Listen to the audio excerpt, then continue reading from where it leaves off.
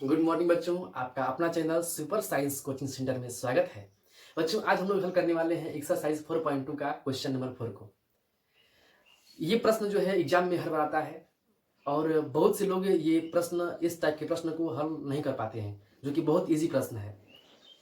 बच्चों, ध्यान दीजिए कि एक बात कहा गया है कि ईश्वर का दिया कभी अल्प नहीं होता।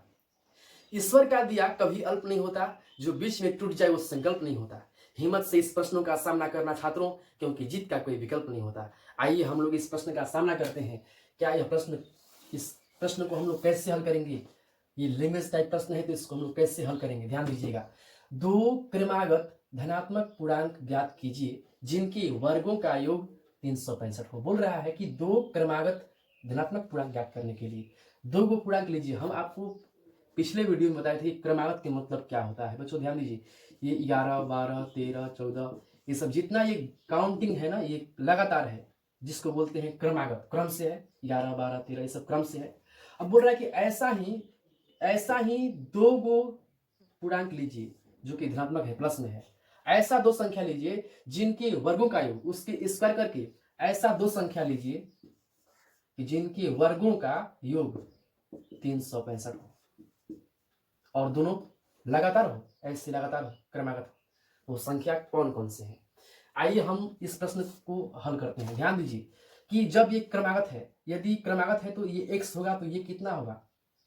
आपको हम बताएं कि क्रमागत में क्या होता है कि 11 से 12 कैसे आया है। 11 से 12 आने में, 11 में +1 करने पर 12 आया है, 12 में +1 करने पर 13 आया है। यानी कि +1 करने पर ना उसका नेक्स्ट स्टेप आता है। यानी कि पहला संख्या x है तो दूसरा कितना होगा? x + 1। और स्टेप, नेक्स्ट स्टेप लाने के लिए जो इसका क्रमागत है x + 1 होगा। यानी कि पहला x होगा, दूसरा क्या होगा? x + 1। तो देखिए हम लोग जो है इस प्रश्न को ऐसे हल करेंगे। पहले इसको लिखेंगे, मानेंगे, माना कि पहला पूर्णांक जो है x है।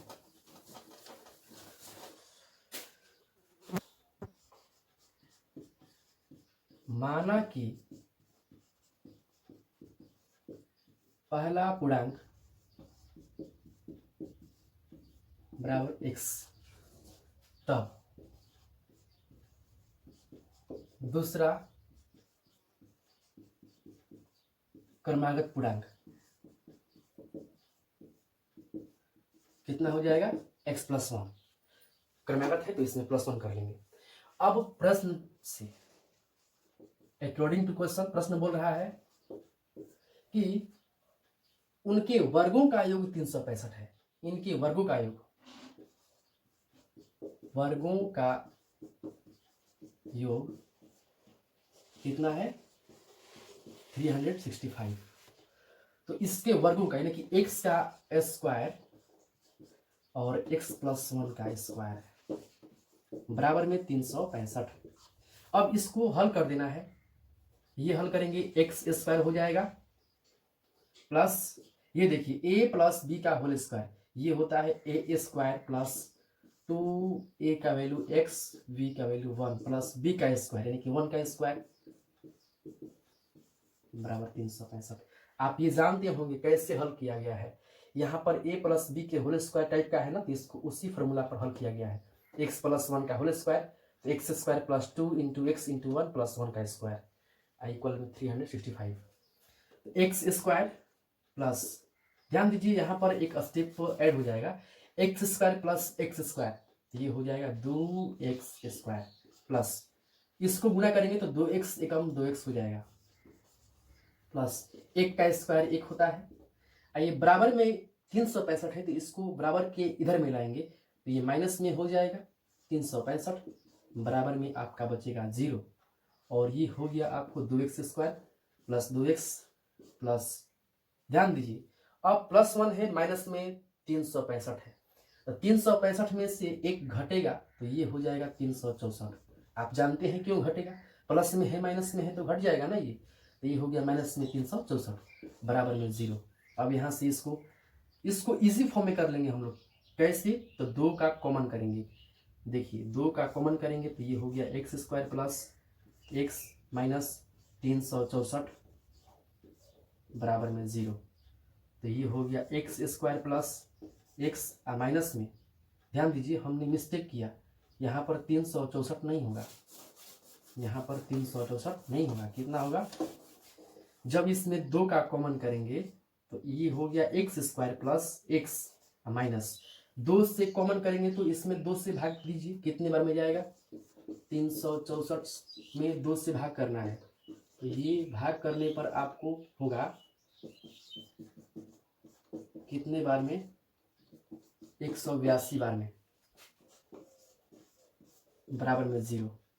X square plus x minus में 182 बराबर 0। ये गुना में है तो इसके बटे में आ जाएगा, यानी कि ये हो जाएगा x square plus x minus 182 बराबर में ये 0।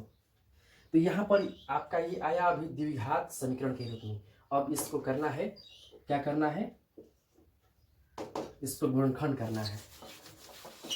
देखिए हम लोग इसको गुणनखंड करते हैं। एक्स स्क्वायर है अब प्लस एक्स है अब माइनस में 182 है ना, 182 बराबर में 0। अब इसके बाद एक्स स्क्वायर प्लस इसमें 182 में एक में गुणा करेंगे तो हो जाएगा 182। अब 182 को ऐसे 2 भाग में करेंगे कि उसको गुणा भाग इसको जो है गुणा करने पर 182 और प्लस या माइनस करने पर जो है बीच वाला, यानी कि एक आ जाए। ऐसा कौन सा अंक होगा? तो वो होगा 14 और 13। 14 को 13 में गुणा करेंगे तो वो होगा 182 और इसको घटाएंगे तो ये 1 आ जाएगा। इसीलिए इसका जो वैल्यू होगा 14 13 होगा। यहाँ पर हो जाएगा 14x माइनस में 13x माइनस में 182 बराबर में 0। ये एक्स स्क्वायर इसमें डायरेक्ट यहीं से कॉमन लीजिए तो इसमें बचेगा x प्लस 14, इसमें कॉमन कीजिए 13 का तो इसमें बचेगा x प्लस माइनस 13 कॉमन किए तो x बच गया, माइनस माइनस प्लस 13 में 182 में भाग करेंगे तो ये 14 बार में कटेगा बराबर में 0। अब यहाँ से इस ब्रैकेट के बाहर में है x, इस ब्रैकेट के बाहर में है प्लस माइनस में 13 और इन दोनों ब्रैकेट में से किसी एक को, क्योंकि कॉमन लेने पर फिर इतना ही आएगा। यहाँ से कर लेंगे 2 पार्ट में तो x माइनस 13 बराबर 0, x बराबर आएगा 13, आइए x प्लस 14 बराबर 0 तो ये x बराबर आएगा माइनस में 14। आप जानते हैं कि ये बोल रहा है धनात्मक पूर्णांक, यानी कि धनात्मक मतलब क्या होता है? प्लस वाला। ये माइनस में है, ये तो ऋणात्मक पूर्णांक है, ये क्या है? धनात्मक पूर्णांक है, तो इसको नहीं लेंगे हम लोग, ये अमान्य हो गया। जो प्रश्न बोल रहा है कि धनात्मक यानी कि प्लस वाला को लीजिए तो ये मान्य होगा, यानी कि आपका पहला पूर्णांक हो गया, पहला पूर्णांक 13 और जो दूसरा पूर्णांक होगा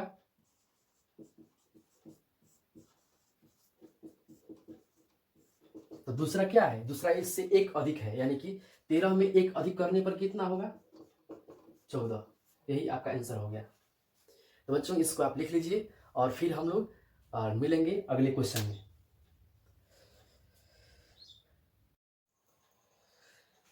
हाँ तो बच्चों हम लोग हल करेंगे क्वेश्चन नंबर 5 को, जो कि प्रश्न बोल रहा है कि एक समकोण त्रिभुज की ऊंचाई इसके आधार से 7 सेंटीमीटर कम है। एक समकोण त्रिभुज है जो उसका ऊंचाई है आधार से 7 सेंटीमीटर कम है। यदि कर्ण 13 सेंटीमीटर का हो तो अन्य 2 भुजाएं ज्ञात करें। देखिए बच्चों सबसे पहले हम लोग इसका डायग्राम बनाएंगे। ये बोल रहा है कि एक समकोण त्रिभुज है, यहाँ बनाएंगे हम लोग एक समकोण त्रिभुज, राइट एंगल ट्रायंगल। ये समकोण त्रिभुज यहाँ पर ये है राइट एंगल है, 90 डिग्री है। बोल रहा है कि समकोण त्रिभुज की ऊंचाई, इस समकोण त्रिभुज में इसको हम लोग कर्ण कहते हैं, इसको आधार कहते हैं, इसको लंब कहते हैं, लेकिन इसमें बोल रहा है कि इसका ऊंचाई, लंब या ऊंचाई भी कह सकते हैं इसको। ठीक, अब देखिए एक समकोण त्रिभुज की ऊंचाई इसके आधार से 7 कम है। एक समकोण त्रिभुज की जो ऊंचाई है, ऊंचाई आधार से 7 कम है। जो ऊंचाई है ना आधार से कितना कम है? 7 कम है। यदि इसका कर्ण 13 का हो, 13 सेंटीमीटर का हो, अन्य 2 भुजाएं ज्ञात करें। देखिए बोल रहा है कि जो इसका ऊंचाई है ना आधार से 7 कम है, यानी कि अगर मान लीजिए कि आधार 12 हो तो लंबाई ये ऊंचाई कितना होगा? इससे 7 कम, 12 से 7 कम यानी कि 5 होगा। अगर ये 15 हो तो ये कितना होगा? 15 से 7 कम यानी कि 8 होगा। यानी कि ये बोल रहा है कि जितना आधार है ना उससे 7 कम ऊंचाई है। अगर इसका आधार x हो तो ऊंचाई कितना होगा, x माइनस 7। अगर आधार x हो तो इसका ऊंचाई कितना होगा, इससे 7 कम यानी कि x माइनस 7 होगा। तो बच्चों इसमें मानेंगे हम लोग, माना कि समकोण त्रिभुज का जो आधार है x है, माना कि समकोण त्रिभुज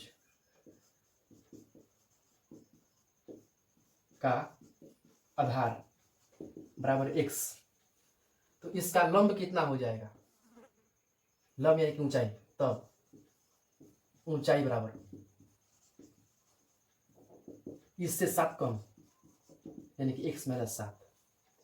और कर्ण के मान कितना दिया हुआ है, तो कर्ण का मान दिया हुआ है 13 सेंटीमीटर। आप इस डायग्राम को याद रखेंगे कैसे बना है, हो सके तो आप इसको बना भी लेंगे, ठीक है। इसको हम मिटाएंगे नहीं, इसको आप बना लेंगे, समझने के लिए ठीक रहेगा। अब देखिए हम जानते हैं कि समकोण त्रिभुज में क्या होता है, समकोण त्रिभुज में पाइथागोरस के प्रमेय से, पाइथागोरस थ्योरम ये कहता है कि कर्ण का वर्ग लंब के स्क्वायर प्लस आधार के स्क्वायर के वर्ग के योग के बराबर होता है। लिखेंगे कि पाइथागोरस पाइथागोरस थ्योरम की पाइथागोरस प्रमेय से, पाइथागोरस प्रमेय से, पाइथागोरस प्रमेय से ये हो जाएगा, लिखेंगे कि कर्ण का स्क्वायर बराबर लंब का स्क्वायर प्लस आधार का स्क्वायर। कर्ण का वैल्यू दिया है 13 का स्क्वायर, 13 दिया है तो हो जाएगा स्क्वायर। लंब का वैल्यू दिया है यानी कि ऊंचाई x माइनस 7, इसका स्क्वायर। आधार का वैल्यू है x स्क्वायर। तो ये 13 का स्क्वायर कितना होता है, 13 का स्क्वायर हो जाता है 169। और ये हो गया a माइनस बी का होल स्क्वायर यानी कि a square X square minus 2ab, 2 into X into 7, 2ab plus B square यानी कि 7 के स्क्वायर। ये हो गया a माइनस बी के होल स्क्वायर के सूत्र पर, तो a square minus 2ab plus B square. अब यहां से ये हो गया एक्स स्क्वायर 169 बराबर, इसको हम लोग एक्स स्क्वायर एक्स स्क्वायर दो गो है तो 2x स्क्वायर माइनस 7 दूना का 14x प्लस 7 के स्क्वायर 49, ये तो इसमें जुट गया है। ये हो गया 2x स्क्वायर माइनस में 14x प्लस में 49। अब यहां से देखिए ये जस्ट वैसे ही नीचे उतर गया है, और 169 को प्लस में है बराबर के इधर में ले जाएंगे, यह किस में हो जाएगा, माइनस में हो जाएगा 169, यानी कि 2x स्क्वायर माइनस में 14x। जब ये 169 में से 49 घटेगा तो माइनस में 120 होगा। आप इसको आसान कर सकते हैं, देखिए यहाँ तो 0 हो गया, इसमें 2 का कॉमन कर लीजिए तो ये हो जाएगा 2x स्क्वायर, 2 से 2 कट गया, x स्क्वायर माइनस 2 से 14 7 बार में, 2 7 14, 2 से 120 60 बार में, 60 दूना का 120, इधर में 0 यानी कि 2 गुणा में है तो बटे में आ जाएगा, 0 बटे में 2 बराबर x square minus 7x minus में 60। ये हल करेंगे तो कितना आएगा, 0 आ जाएगा। देखिए आपको यहाँ पर हल कर दिया जा रहा है, एक्स स्क्वायर माइनस में 7x माइनस में 60 बराबर में 0। क्या ये इतना हो जाएगा, x square minus 7x minus 60, ये तीनों यहाँ लिखा गया और इसको 0 से भाग दिए, 2 से भाग दिए 0 में तो ये 0 बन गया। तो यहाँ पर हो गया x square minus 7x minus 60।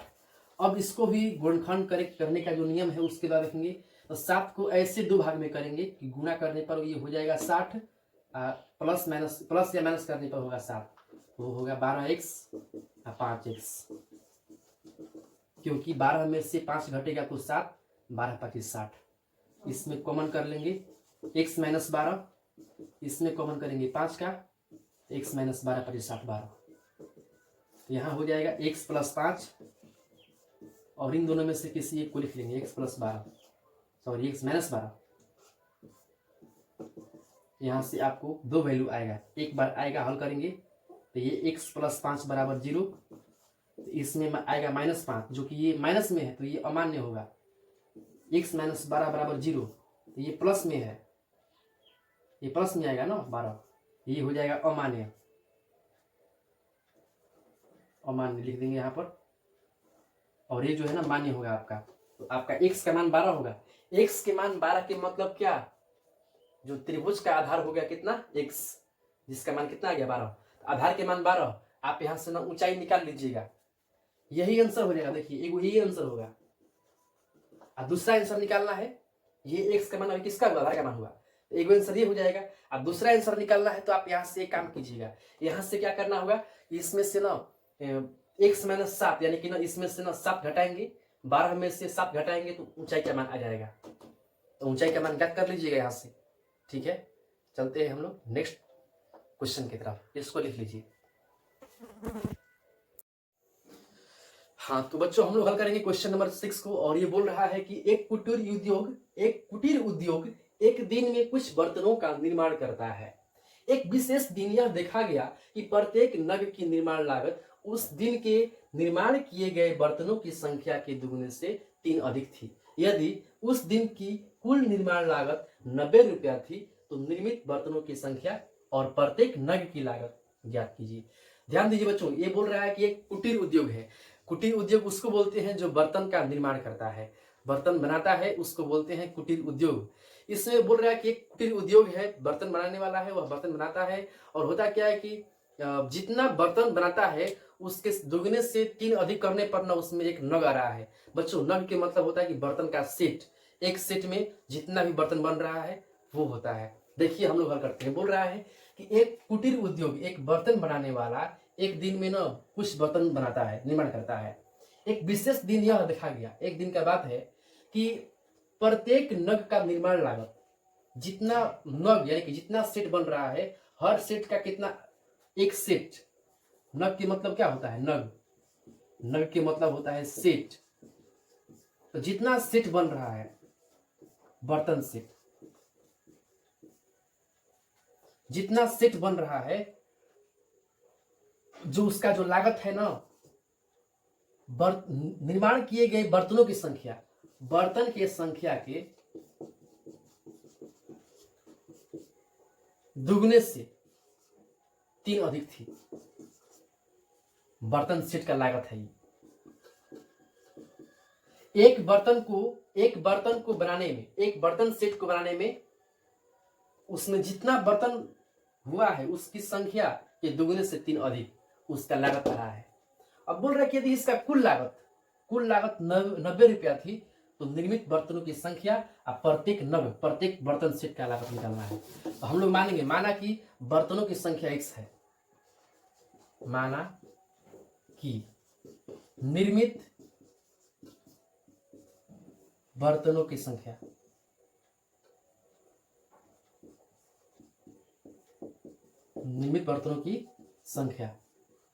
कितनी निर्मित बर्तनों की संख्या है, तो x। अच्छा अब लिखेंगे कि प्रत्येक,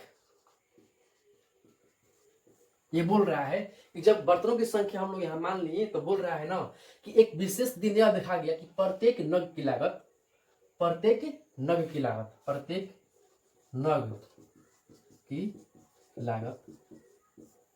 उस दिन के निर्माण किए गए बर्तनों की संख्या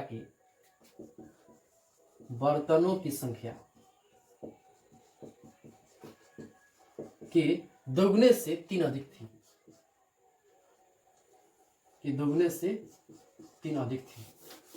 क्या 3 अधिक थी, तो वो निर्माण किए गए प्रत्येक नग की लागत का दर्शा रहा है कि जो प्रत्येक नग की लागत है वो बर्तनों की संख्या के दुगने से 3 अधिक है। अब देखिएगा यहां पर बोल रहा है कि इतना हो गया। अब बोल रहा है कि इसका जो कुल लागत है, उस दिन का कुल लागत आया है 90 रुपया। लिखेंगे कि जो कुल लागत है वो आया है 90 रुपया। तो कुल लागत के मतलब कि इसका जो निर्मित बर्तन की संख्या है वो x है, इसमें जो बर्तनों की संख्या है, ध्यान दीजिए एक स्टेप हमको इसको हल कर लेना है। यहाँ पर कैसे हल कर लेंगे तब इसके आगे बढ़ेंगे, ध्यान दीजिएगा। बर्तनों की संख्या x है तो x गुना 2 प्लस 3, यानी कि ये हो जाएगा 2x प्लस 3। अब इसके बाद हम लोग आगे हल करेंगे, लिखेंगे कि कुल निर्माण लागत,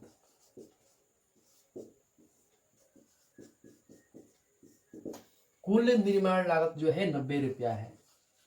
तो कुल निर्माण लागत यानी कि बर्तन की संख्या x है, आप एक गुना की लागत इतना है, तो कुल कितना लागत हो जाएगा, दोनों को गुणा कर लेंगे, दोनों को गुणा कर लेंगे, कुल लागत आ जाएगा।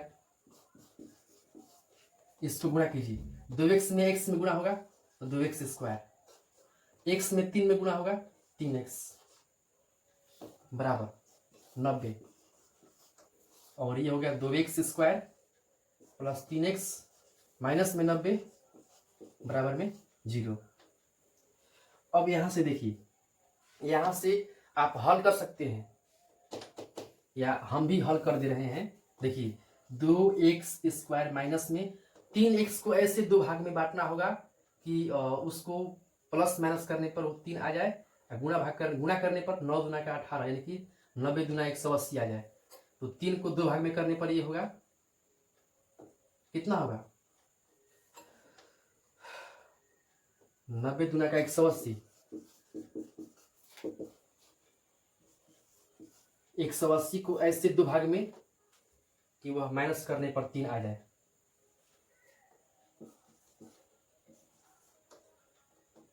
15 और 12 होगा, 15 12 को गुणा करने पर कितना आएगा 180, और माइनस करने पर 3 आ जाएगा। तो ये हो जाएगा 15x माइनस 12x और माइनस में 90 बराबर में 0। इसमें कॉमन कर लेंगे केवल x का, तो दो बचेगा 2x प्लस 15। इसमें कॉमन कर लेंगे 3 का, तो 3 चौका 12, 3 का नहीं होगा, कुछ आगे और बढ़ना होगा, यानी कि 6 कॉमन करेंगे, 6 दूना का 12, 2x माइनस माइनस प्लस 15 छक्का 90, 15 बार में बराबर में 0। और इसका नेक्स्ट स्टेप आपको यहाँ पर दर्शाया जा रहा है। यहाँ से हो जाएगा x माइनस 6, x माइनस 6 आइए 2x प्लस 15। ध्यान दीजिए यहाँ पर हम इधर में उतना जोर नहीं दे रहे हैं समझाने में, क्योंकि यह सब प्रक्रिया गुणनफल सब में हो रहा है, आप गुणनफल करना सीख चुके हैं, ये आप हल कर लेंगे। केवल हम इसलिए हल कर रहे हैं कि आप इसका आंसर अपने पास जो है मिला लेंगे। ठीक है, x माइनस 6 और ये 2x प्लस 15 बराबर 0। यहाँ से कर लेंगे दो भाग में, x माइनस 6 बराबर 0, x का मान आएगा 6, और ये 2x प्लस 15 बराबर 0, तो 2x का मान आएगा माइनस में 15, यानी कि x का मान आ गया माइनस 15 बटे में 2। ये जो है माइनस में है और बटे में है, बर्तनों की संख्या माइनस में नहीं होता है, इसलिए ये हो जाएगा अमान्य, और ये मान्य होगा 6, ये मान्य होगा। तो लिख देंगे कि बर्तनों की संख्या, अतः बर्तनों की संख्या बराबर 6 और प्रत्येक नग की लागत, प्रत्येक नग की लागत बराबर दुगने से 3 अधिक है ना, इसके दुगने से 3 अधिक, 6 दूना का 12, 3 15, यही आंसर हो जाएगा दोनों, 6 और 15 आंसर होगा। बर्तनों की संख्या 6 को बर्तन बन रहा है, तो प्रत्येक नग की लागत जो है 15 रुपया आ रहा है। ठीक, इसको आप लिख लीजिएगा, और हम अब मिलेंगे अगले वीडियो में। तब तक के लिए आपसे कहेंगे कि जितना भी आप देखें इसको फेयर कॉपी कर लेंगे, रिवीजन कर लेंगे, ताकि आगे जो है याद रहेगा, एग्जाम में भी हल करने में आसानी रहेगा। और गुणनखंड के लिए बोलेंगे कि हम जो कृष्णा बुक है, स्टूडेंट फ्रेंड बुक है, उसमें से सारे गुणनखंड को हल कीजिए, ताकि आपका जो गुणनखंड का कंसेप्ट है वो क्लियर हो जाए। अगर आपके पास बुक नहीं है तो फिर इसी बनाए हुए प्रश्नों को रिवीजन कीजिए और इसका फेयर कॉपी कीजिए।